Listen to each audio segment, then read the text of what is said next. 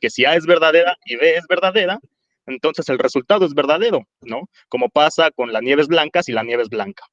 Es el mismo caso, como comentaba el doctor Raúl Trejo en las clases de lógica simbólica, que nos hacemos de valores dados para llegar a la respuesta. Curiosamente, presuponer nuestros valores no nos hace llegar a un conocimiento nuevo. Primero, ¿no? Es lo que quería acotar. Luego, la referencia entre los valores lógicos y el carácter de la proposición, pues se hacen circulares. En consecuencia, su referente no es el objeto empírico, sino los valores dados. Me recuerda a este caso de Bunge, ¿no? Para definir la ciencia, que él se vale de la ciencia formal y de la ciencia práctica, pero claro, ¿cuál es el fundamento de la ciencia en última instancia?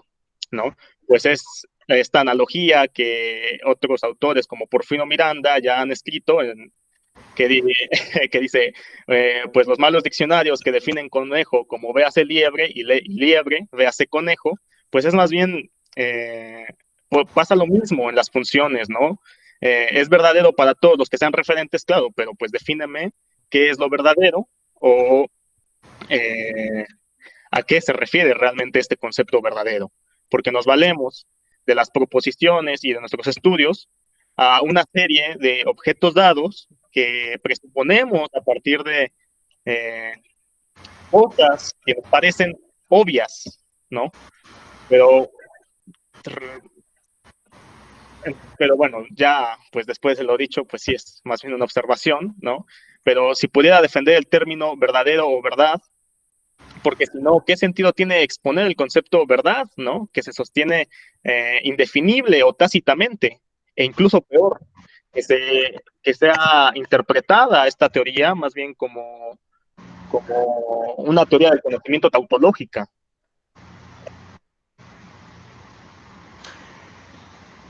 Sí, es que es buena la observación porque en realidad va a ser como el sabor de boca que nos van a estar dejando estas teorías deflacionarias. O sea, en realidad las grandes preocupaciones epistemológicas respecto a lo que hace verdadero a nuestros enunciados o respecto a la forma en la que nosotros podemos llegar a conocer la verdad o podemos llegar a, digamos, a atrapar la realidad, ¿no? A través de nuestras competencias cognitivas o lo que sea, nunca va a tener, no va a tener respuesta en la perspectiva deflacionaria, porque justamente lo que nos van a decir es que esos problemas son inflar demasiado, es darle demasiada importancia a la teoría, que no la tiene.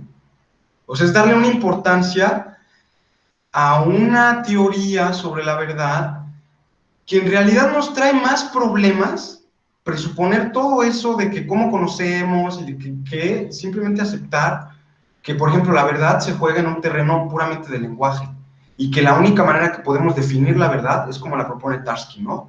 En un lenguaje finito, con distinción entre sintáctica, entre semántica, entre el lenguaje objeto, lenguaje, metalenguaje, en fin, y las preocupaciones epistemológicas sobre cómo vamos a conocer si la verdad es o no es,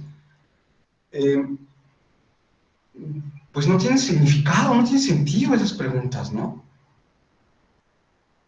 Van más allá de una intención, bueno, podemos resolverlos, pero al final vamos a llegar a cosas que ya sabíamos, ¿no? Que terminarán siendo ociosas o irrelevantes, ¿no?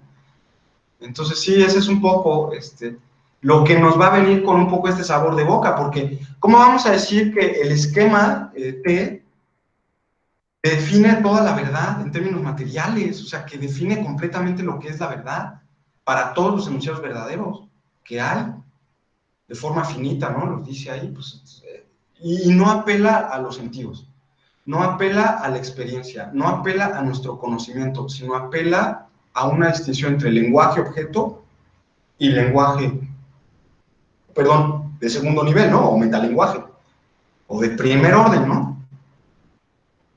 Entonces, pero justo la transforma, y eso es lo interesante, eso es lo que vio Popper.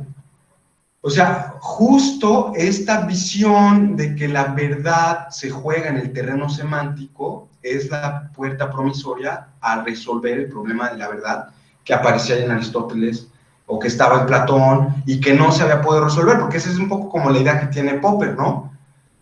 Tarski de alguna manera está dando una teoría efectiva sobre la correspondencia y en este sentido sería el único que con los nuevos términos de la filosofía ha hecho realidad avances para determinar lo que es la verdad, ¿no? Los otros, sobre si cómo podemos conocerla y todo, bueno, pues es filosofía tradicional, esa es epistemología clásica, esas son preocupaciones, pues sí, que los positivistas lógicos y todo, al final de cuentas, no tenían gran respeto por ellas, ¿no? Eso es decirlo.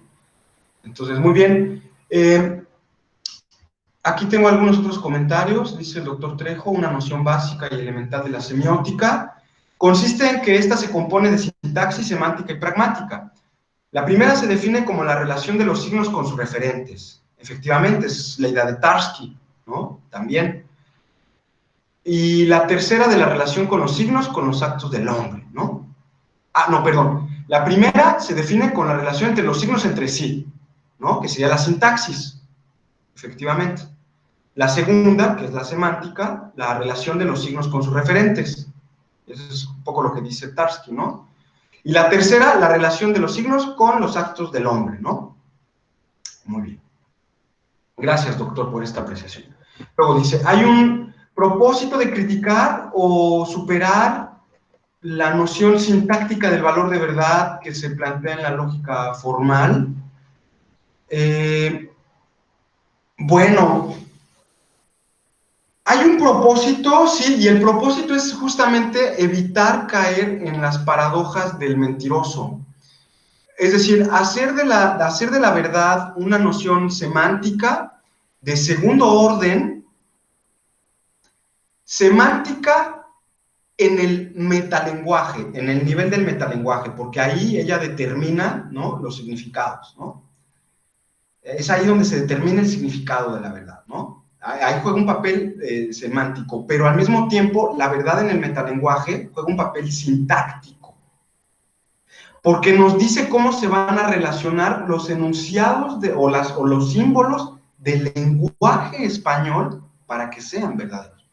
¿Cómo tendrían que relacionarse ellos?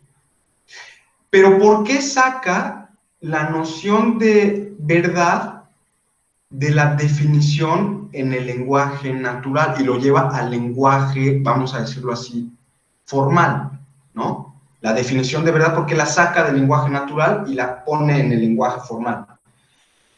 A pesar de que la definición del lenguaje, a pesar de que la definición de verdad es sobre las oraciones del lenguaje natural, la verdad no se define dentro de ese lenguaje natural. Se debe definir utilizando la distinción entre lenguaje-objeto y metalenguaje. Entonces, ahí la verdad la vamos a definir usando esta distinción entre metalenguaje para el lenguaje-objeto. Si definimos a la verdad dentro del mismo lenguaje-objeto, lo saturamos. Lo enriquecemos con un concepto lógico del cual nosotros no podemos dar una definición materialmente completa.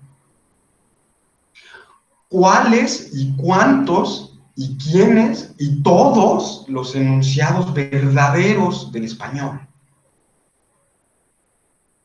Bueno, pues de esos enunciados, ¿cuántos? Todos. ¿Cuáles? Todos. No solo los de ahorita, sino los del futuro, y los del pasado, y los de todos los del... Porque esa sería la definición materialmente completa dentro del lenguaje. Pero eso, digamos, materialmente podría ser imposible, ¿no? No podemos tener ese conocimiento de todas las oraciones del lenguaje español, presentes, futuras y pasadas, ¿no?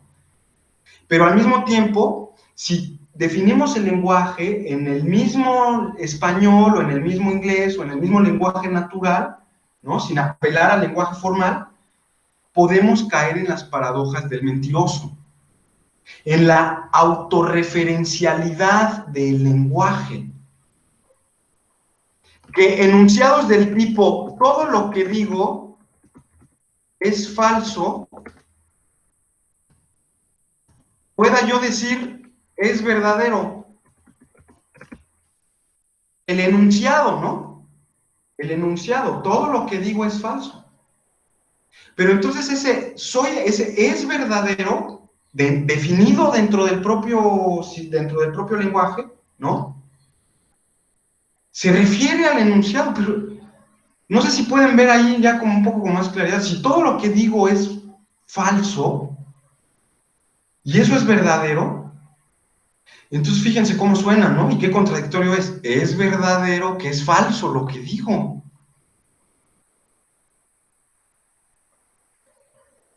O no es cierto que lo que digo es verdad.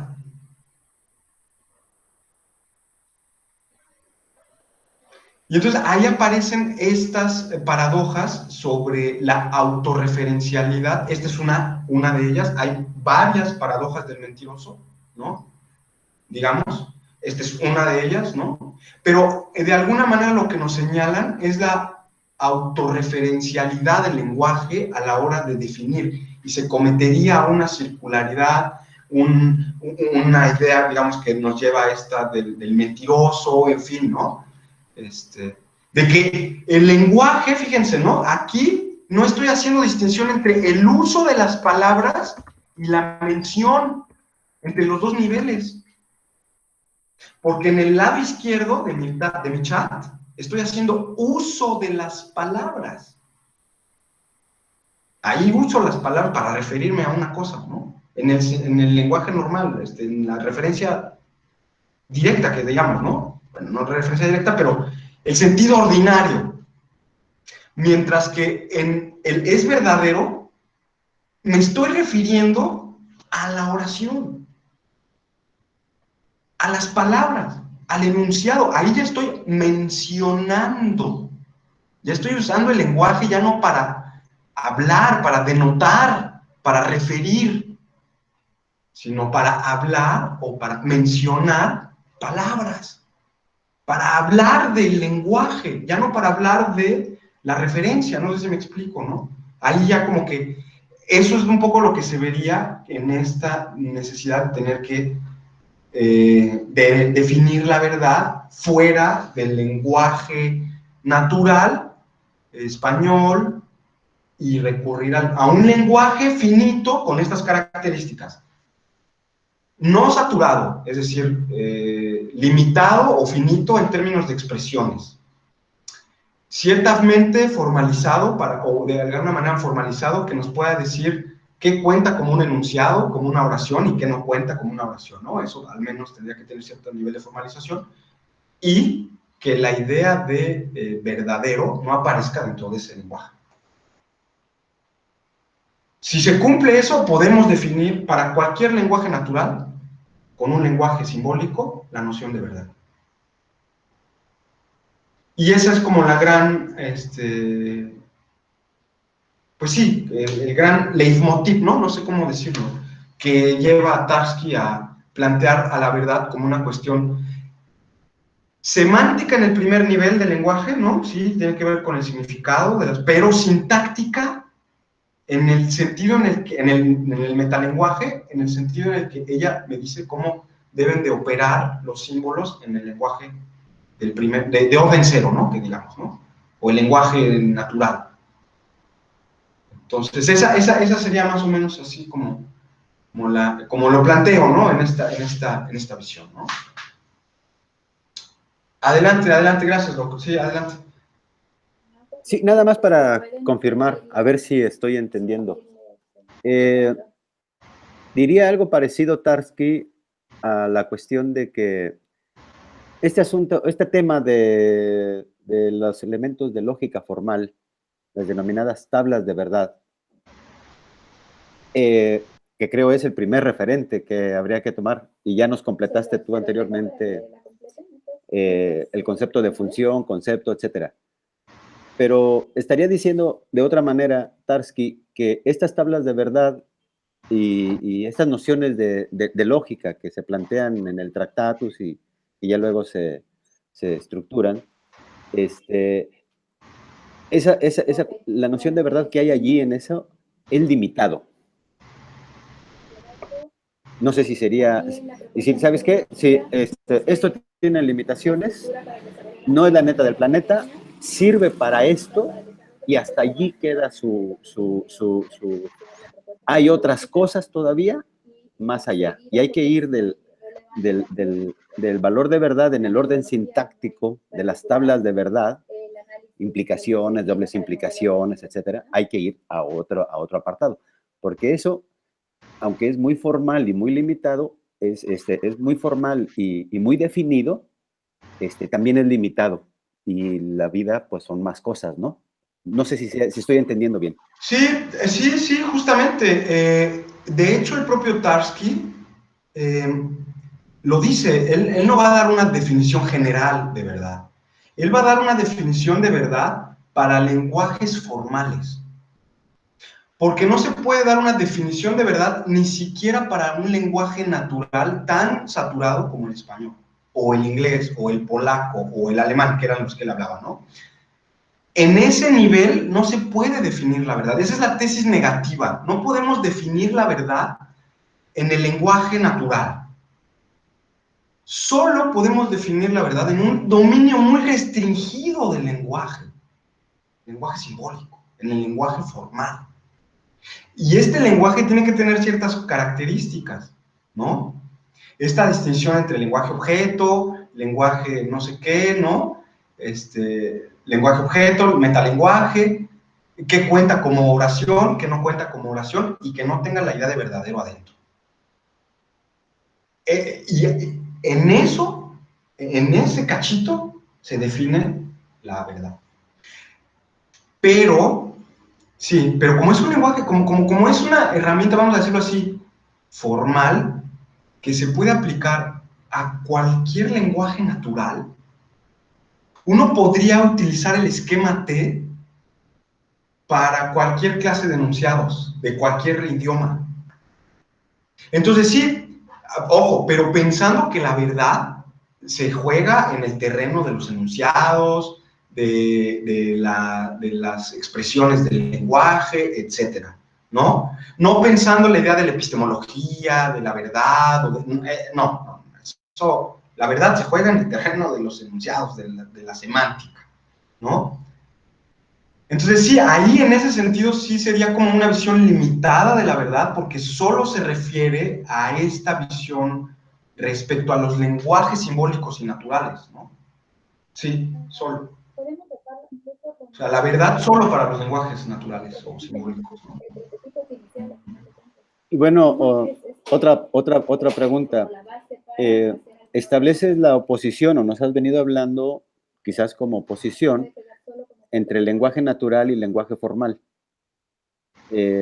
¿Cuál sería la idea que maneja Tarski, más bien de la oposición entre el lenguaje natural y lenguaje artificial? Considerando, y corrígeme si me equivoco, de que incluso la lógica formal de primer orden de P implica Q y los valores de verdad, sí es una cuestión formal, pero también artificial con relación al lenguaje formal. ¿Qué diría Tarski en el sentido de esta oposición natural-artificial en vez de formal?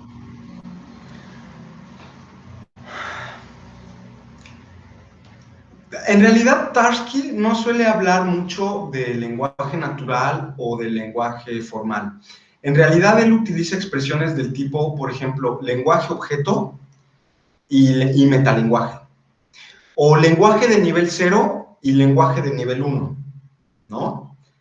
Que digamos, términos solo así, solo como para ser muy exquisito, ¿no? Pero no existe como tal, vamos a decirlo así, una oposición o no existe, digamos, la idea que, por ejemplo, tenían los positivistas lógicos, ¿no? Etcétera, o que de alguna manera por ahí estaba en el ambiente en los 20s y en los 30s, es que nuestro lenguaje natural de alguna manera ocultaba o deformaba, en todo caso, la estructura lógica del pensamiento, ¿no? Y que de alguna manera nuestro lenguaje natural, ¿no? en algún sentido era, pues sí, de alguna manera rudimentario, muy vago, lo suficientemente laxo, ¿no? A veces no era lo tan riguroso, etcétera. Pero nunca creyeron los positivistas lógicos que el lenguaje natural, que digamos, le decimos lenguaje natural al español, al inglés, aunque también son inventos, ¿no? Aunque también son invenciones humanas, etcétera, son convenciones, es algo, en algún sentido podemos decir medio arbitrario, ¿no? Pero bueno, le llamamos lenguaje natural porque de alguna manera, pues es el que hablamos todos los días, lenguaje cotidiano, en fin. Y ellos dicen, estos filósofos, o sea, los positivistas dicen, Carnap, etcétera, todos los del análisis lógico, van a decir que no es que el lenguaje natural esté malo, o sea, incorrecto, o habría que no usarlo, ¿no? Pero para los propósitos que ellos tienen, que son los de la fundamentación de las matemáticas, los de hacer conceptos unívocos, los de la eliminación de la metafísica, etcétera, la ciencia, bla, bla, bla, obviamente el lenguaje natural, pues les resultaba sumamente escurridizo, ¿no? Realmente no era una buena herramienta para sus propósitos, ¿no? Y entonces lo suelen rechazar en ese sentido, ¿no? Pero no es que, por ejemplo, ellos del lenguaje natural, de las expresiones del lenguaje natural, del análisis que ellos hacen, saquen la estructura lógica que está detrás. Tampoco es eso.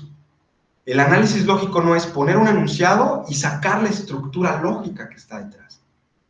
No, el lenguaje natural tiene su propia estructura, tiene su propia lógica, tiene su propia... Y eso nos lo enseñó este filósofo Austin, ¿no?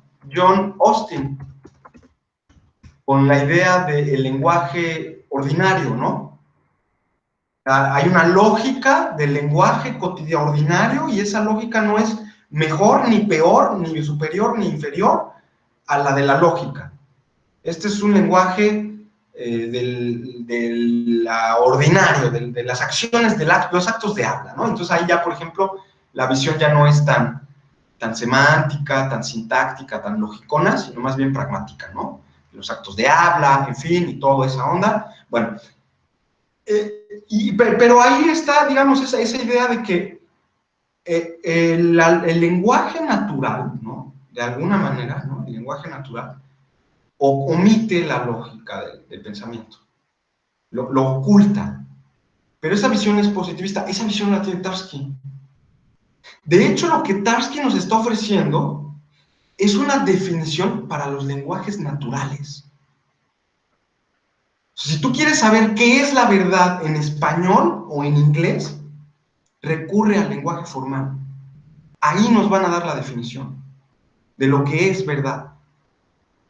No porque sea, vamos a decirlo así, superior ese pensamiento o porque el lenguaje de todos los días oculte la verdadera naturaleza de pensar. No, sino porque la verdad juega un papel semántico y sintáctico en la lógica, ¿no? Esa sería como un poco la idea, ¿no?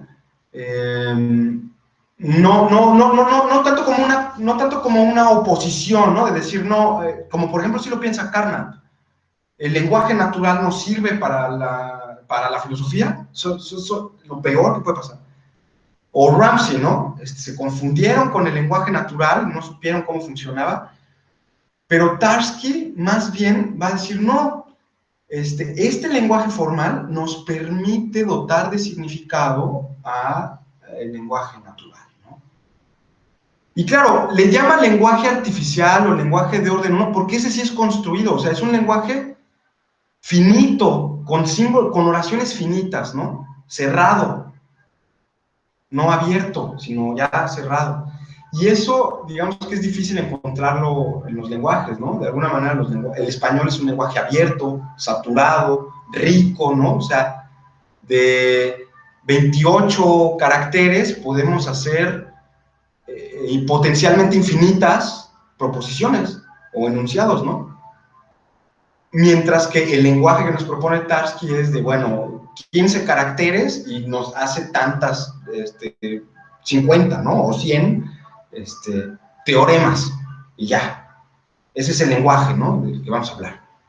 En fin, ¿no? Y eso, pues ya, digamos, ahí ya está la construcción, ¿no? Porque, pues, eso no opera así que, digamos, no quiero decir naturalmente porque, de nuevo, el lenguaje es otra vez, ¿no? Una invención. Sea el lenguaje natural, que llamamos lenguaje natural, o sea el lenguaje artificial lógico, que también es un invento, ¿no? Al final de cuentas, pues son usos simbólicos, ¿no?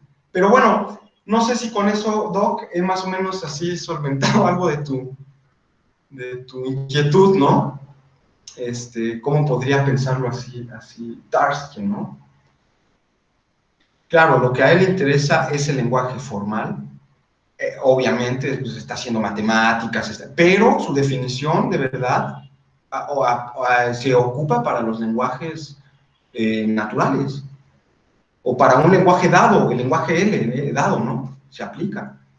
Y el esquema T lo podemos aplicar al español, al inglés, al francés, al alemán, en fin, o sea, no sé, ¿no?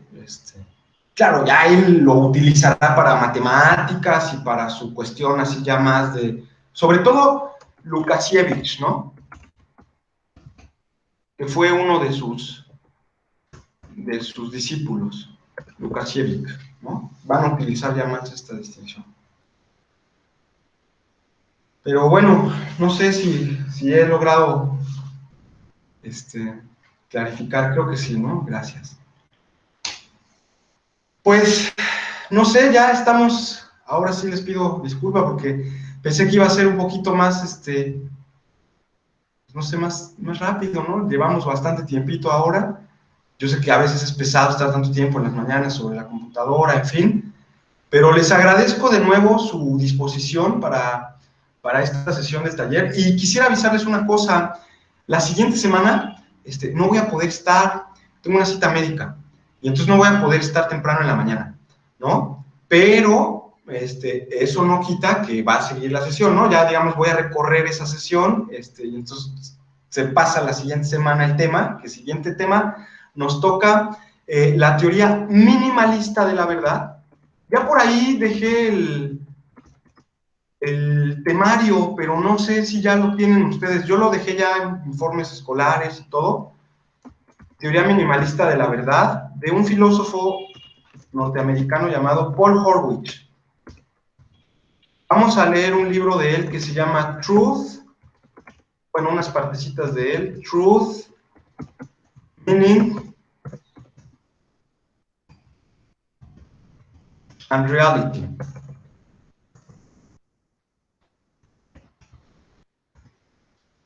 Ay, lo escribí mal. Bueno, ahí me disculparán ese error de Dazo, ¿no? Paul Horwich, Truth, Meaning and Reality.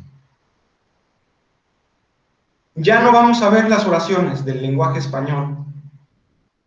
No sé si con eso, Doc Trejo, se entiende por qué la oración del lenguaje español y no la proposición. Porque la oración o los enunciados se refieren a un lenguaje natural, mientras que las proposiciones se refieren a algo objetivo, distinto de la expresión en el lenguaje natural o el contenido de la expresión, lo que dice la expresión. Mientras que en Tarski hablamos de sentencias o de oraciones de un lenguaje natural, específico. Por eso la verdad es sobre un lenguaje. No sobre una, perdón, no, eso es sobre una oración, sobre una sentencia, sobre un enunciado, ¿no? No sobre una proposición. Porque digamos que el enunciado se refiere a los lenguajes naturales, ¿no? Se refiere a lo que está entre las comillas, ¿no? A esta conexión de símbolos, ¿no? A esta manera de que se organizan los símbolos, ¿no? Y entonces, esa es la oración. Mientras que la proposición sería lo que dice el contenido de la expresión,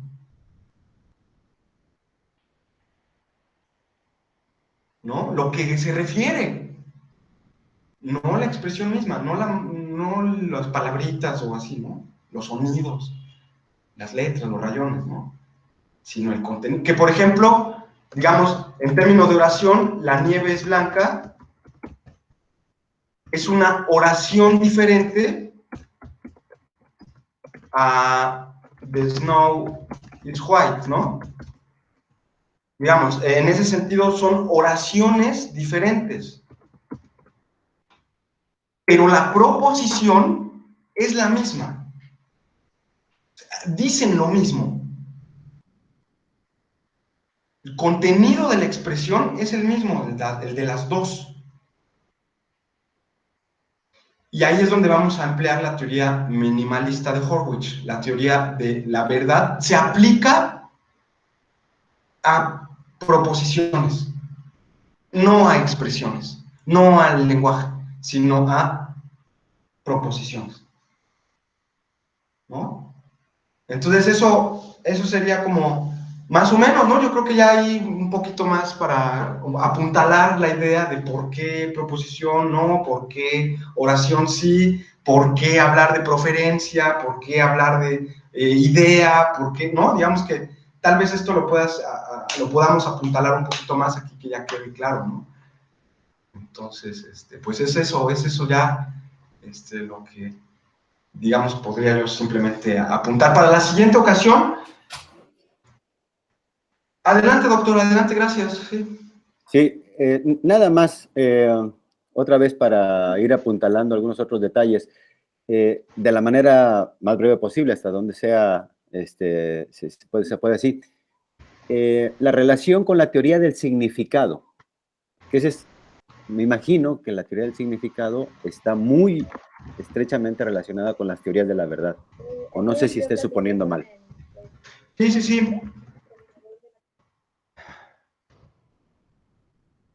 Hay un filósofo que se llama David Lewis, que es un filósofo norteamericano muy importante, muy importante. En teorías del significado, David Lewis representa un avance muy importante en las teorías del significado, teorías del lenguaje, etcétera, porque propone una teoría del significado ya no basada en condiciones de verdad, ¿no? Que era la teoría clásica del significado, que tenía que ver con Russell, con Frege, con Carnap, y en ese sentido la relación del significado con la noción de verdad, dice Lewis, es central. Nosotros no podemos hacer una teoría de la verdad, perdón, del significado, sin apelar a la idea de verdad. Eso es como algo que podremos estar en contra todos los filósofos del lenguaje, pero eso es algo que tienen en común. Incluso cito yo a Lewis porque Lewis, que es el gran crítico de la teoría tradicional del significado como condición de verdad, como condiciones de verdad, él mismo afirma que no puede haber semántica posible sin un análisis sobre la verdad.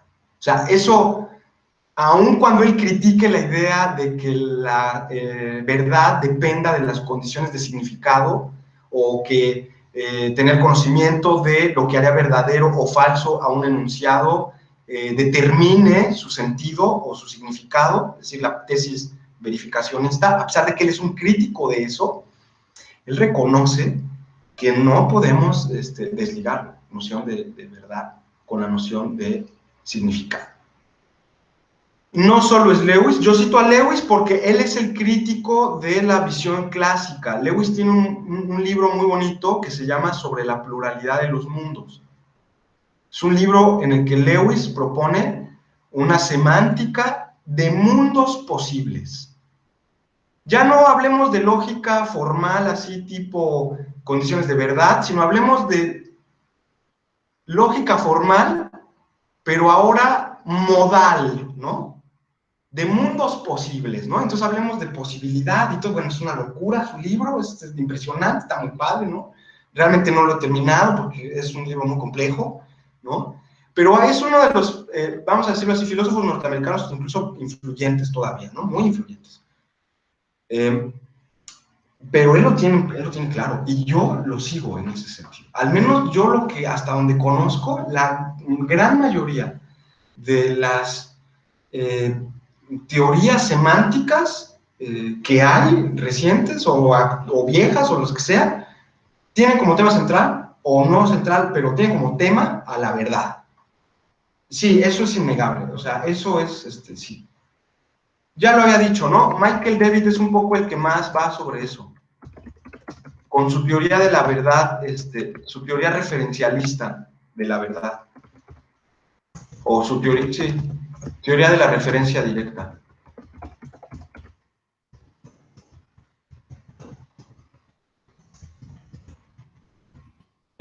Maestro, una pregunta. Adelante. Sí, mi pregunta iba más referido mencionado y otros es ¿desde qué rama de la filosofía hay que leerlo? Creo que no sé si va a ser una grosería lo que voy a decir, pero cada rama de la filosofía tiene su propio lenguaje en política, en lógica, y esos autores vigentes y complejos, sobre qué temática hay que leerlos, desde una filosofía del lenguaje, o desde la lógica, o desde la epistemología. Muy buena pregunta, muy buena pregunta. Tradicionalmente, el problema, en términos generales, tradicionalmente el problema sobre la verdad se suele jugar en 4 terrenos, así que digamos disciplinares, ¿no? De la materia o de la carrera o de lo que podríamos decir, ¿no? Uno de ellos es el de la metafísica, ¿no? Respecto a las relaciones que tienen que ver con la mente, el mundo, la apropiación de la realidad, etcétera, qué es un hecho, qué es nuestra mente, qué es un objeto, bla, bla, bla, ¿no? Entonces, en algún sentido, la metafísica, ¿no? Ocupa un lugar importante dentro de las preocupaciones sobre el conocimiento, o, bueno, perdón, no, sobre la verdad, ¿no? Esa sería como una rama, digamos, desde donde la podríamos leer, ¿no? La visión de esta preocupación, una perspectiva metafísica.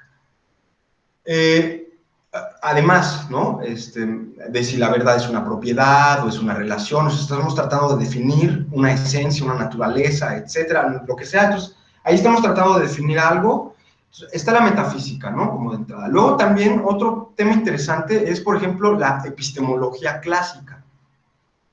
Digamos que la definición tradicional de conocimiento como creencia verdadera y justificada, ¿no? Esta definición tripartita, ¿no? Del conocimiento involucra como un aspecto central del conocimiento la idea de verdad. Y entonces ahí también aparecen estas perspectivas de que la verdad podría estar siendo constreñida por, o nuestras investigaciones por la verdad, etcétera, podrían estar siendo guiadas o constreñidas por, limitadas por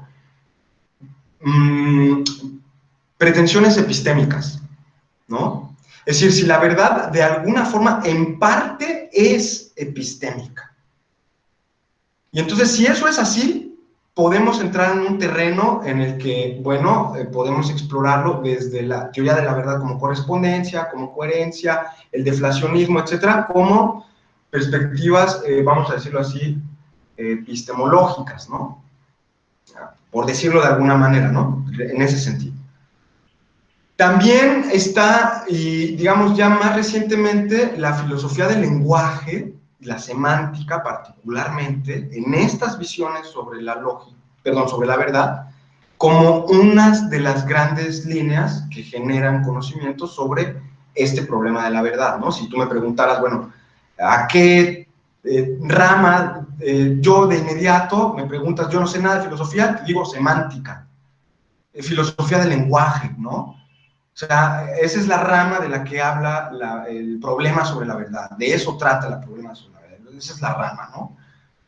Fuera de, digamos, las cuestiones más tradicionales, metafísica, teoría del conocimiento, etcétera, yo te diría lenguaje, ¿no? Pero además del lenguaje, la lógica.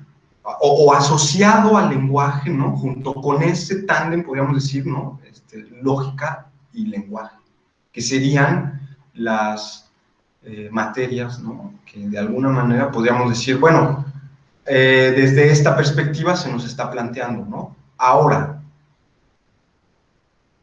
metafísica, lógica, filosofía del lenguaje, epistemología, la perspectiva deflacionista al final nos va a decir que no adoptemos, que todas esas disciplinas involucradas, todas esas grandes ansiedades y todo, es puro rollo. O sea, le están haciendo pura fantochada a algo que es tan simple y sencillo como que todos entendemos cuando alguien nos dice, es verdad que está nublado. O sea, que hacer metafísica, que hacer epistemología, y que hacer lógica y filosofía del lenguaje y todo eso, pues es mucha faramalla, ¿no? Así es como que mucho onda, porque en realidad no es necesario hacer ninguna teoría, no es necesario meterte en una disciplina filosófica específica. Cualquier persona competente en el idioma español o en el inglés, o cualquier persona medianamente, pues sí, así normal, lo que sea, entiende lo que es verdad. Entonces, ¿para qué le haces ahí a que, no, pues vamos a hacer metafísica y que vamos a ver si la mente y el mundo y que el lenguaje, cómo se relacionan las palabras con las cosas y eso? Pues eso es pura fantasía de los filósofos y eso es pura onda por pues no sé, ¿no? Ahí sí yo no sé qué opinen estos filósofos. Entonces, si lo hacen porque no tienen nada que hacer o, o porque quieren quedar bien, ¿no? Pero en realidad, pues nos dirían en las perspectivas pesimistas que, pues no, o sea, digo, usamos ahorita lógica, semántica y eso, pero para referir a algo del lenguaje español y cotidiano que todo el mundo hablamos, o sea, claro. Entonces, ahí, por ejemplo, o lo de Ramsey, ¿no? O sea, usamos la filosofía del lenguaje, de la lógica y todo para al final terminar diciendo que, pues decir que algo es verdad es como una suerte de cumplido, ¿no? Ay, así como decirle que alguien, una chava, es muy coqueta, ¿no? Ay, es muy coqueta, ¿no? Y es como un cumplido, ¿no? Así tú dices que tu oración es verdadera y es como un cumplido nada más, ¿no? Y eso, pues no tienes que tener una teoría, no tienes que ser un filósofo ni nada. No sé si te queda más o menos claro, Jürgen Habermas, con ese nombre, cualquiera, ¿no? Claro que sí, profesor, sí, sí. Muchas gracias por la respuesta. Bueno, pues muchas gracias a ustedes. Ha sido una mañana muy productiva, muy provechosa. Estoy contento de verlos de nuevo. Tengo la grabación de la clase y en algún momento se las haré llegar. Y también les voy a mandar los materiales estos de PDF que hay que, por favor, estar leyendo y así un poco para que, tal vez yo sé que tenemos 1000 cosas que hacer y eso, pero bueno, pues ahí están esos materiales y yo con todo gusto se los facilito, solo que ahora Educación Continua ha tenido un problema y yo pensé que ya se los habían mandado a ustedes, pero no, y parece que ni siquiera se ha registrado mi curso, así que entonces vamos a resolver esto pronto, ¿no? Así que, bueno, pero eso ya saben que no importa mucho, aquí estamos, lo importante es que tenemos que dar clase y tenemos que estar contentos aquí porque estamos filosofando y contentos de vernos todos, ¿no? Entonces, pues yo les agradezco y de nuevo les recuerdo que la siguiente semana, por una cuestión médica no podré estar, pero con todo gusto nos vemos la siguiente vez con esta exposición sobre el minimalismo de Paul Horowitz. Más fuentes, quieren saber un poquito más sobre esto así, yo les recomendaría así como de entrada, ¿no? Que más o menos quieran saber y eso, la Enciclopedia Stanford de Filosofía. Sí, está muy viciada porque está muy cargada hacia la tradición analítica. Recientemente acaban de sacar una cochinada que a mí me pareció una lista de los 300 y tantos filósofos más importantes o más citados en la Enciclopedia Stanford. no sale Kant, no sale Aristóteles, no sale Platón. No, yo me quería morir, de veras, ¿no? Ah, no, pero eso sí sale Goldman, todos los analíticos salen, ahí está todo el mundo, ¿no? Número uno, ya no les voy a decir quién, porque no estoy haciendo publicidad, pero número uno, ahí están, ¿no? Y dices, bueno, al menos yo me sentí así como de que, oigan, pero Kant, pues, ¿qué? Digo, no porque a mí me guste Kant, ¿no? Pero Hegel, ¿no? Así, pues digo, también es un filósofo, ¿no? No sé si sea el más importante del mundo, pero no aparece en la lista. Entonces, digo, ya me dice algo a mí, ¿no? Ya no queremos decir de los mexicanos o de, no, ya, eso, olvídenlo, ¿no? Ya, para nada, ¿no? Pero es una buena entrada que podemos tener, un poco para estos debates muy de filosofía contemporánea, ¿no? Muy de filosofía analítica, muy de lenguaje, lógica, está muy cargado hacia eso, es a lo que me refiero esta enciclopedia, ¿no? Pero bueno, pues es una herramienta ahí.